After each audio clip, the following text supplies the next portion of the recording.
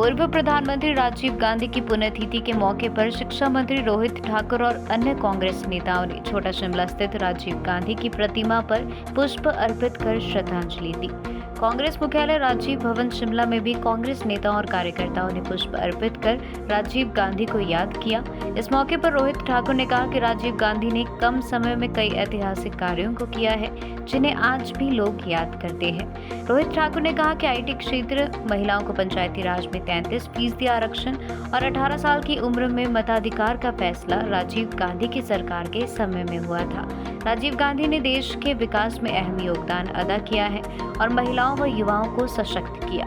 आज पूरा देश राजीव गांधी को याद कर रहा है। वहीं रोहित ठाकुर ने कहा कि कांग्रेस पार्टी के राष्ट्रीय नेता मल्लिकार्जुन खड़गे, प्रियंका और राहुल गांधी 25 मई के बाद हिमाचल प्रदेश में चुनावी जनसभाएं करेंगे, जिसको लेकर रूपरेखा बनाई जा रही है। प्रदेश में कांग्रेस पार्टी को जनता का पूरा समर्थन मिल रहा है और सभी लोकसभा और विधानसभा उपचुनाव की सीट पर कांग्रेस जीत दर्ज करेगी।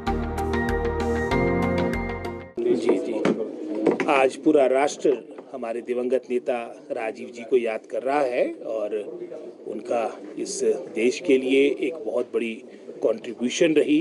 हालांकि उनकी प्रधानमंत्री के रूप में अगर आप उनके पूरे कार्यकाल पे नज़र डालें, उसका समय कम था, लेकिन बहुत ही मैं समझता हूँ ऐतिहासिक कार्य उनके कार्यकाल के दौरान हुए।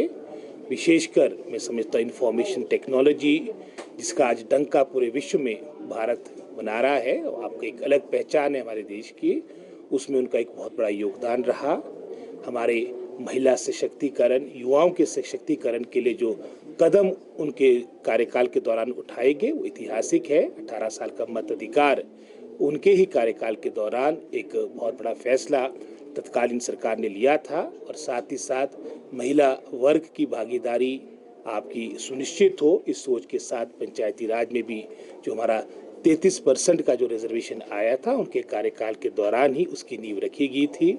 उनकी बहुत बड़ी कंट्रीब्यूशन है और वर्तमान में मैं समझता हूँ कांग्रेस पार्टी ने ही पूरा राष्ट्र उनकी सेवाओं को हमेशा याद करेगा और अंत में देश की एकता और अखंडता के लिए उन्होंने अपना सर्वोच्च बलिदान दिया था। हमें मैं समझता हूँ गर्व है कि हमारे देश में ऐसे नेता रहे हैं और इसी संदर्भ में हम सभी कांग्रेसजन यहाँ पर एकत्रित हुए हैं। सर, प्रचार में क्योंकि बीजेपी के राष्ट्रीय नेताओं का प्रवास शुरू हो गया है। भारतीय जनता पार्टी का तो प्रचार कभी खत्म नहीं होता है, वो चाहे चुनाव का समय हो या आगे पीछे भी हो, तो 24/7 राजनीति पर आप विश्वास रखते हैं। लेकिन अब जैसे हिमाचल प्रदेश के अब मैं समझता हूँ मात्र 10 दिन के आसपास का समय रह गया है और जिस तरह के हमें फीडबैक अभी AICC से आया है, 25 के उपरांत हमारे जो शीर्ष नेता है वो प्रदेश में आएंगे, भिन्न भिन्न पार्लियामेंट्री कॉन्स्टिट्यूंसीज में जाएंगे और निश्चित रूप से हमारे काडर को, हमारे जनता जनार्दन का सारी बातों को लेकर उनको अवगत कराएंगे, हमारे काडर को गैल्वेनाइज करवाएंगे। रैलियां डिसाइड होगी सर, प्रियंका गांधी की या खड़गे जी की, कोई कितनी रैली? ये डिसाइडेड है कि प्रियंका जी हिमाचल आएगी। बाकी जहाँ तक स्थलों के चयन की बात है उसमें प्रियंका जी की बात आ गई, राहुल जी की बात आ गई, खड़गे जी की बात आ गई, शुक्ला जी की बात आ गई। आज या कल में इसमें अंतिम रूप दिया जाएगा।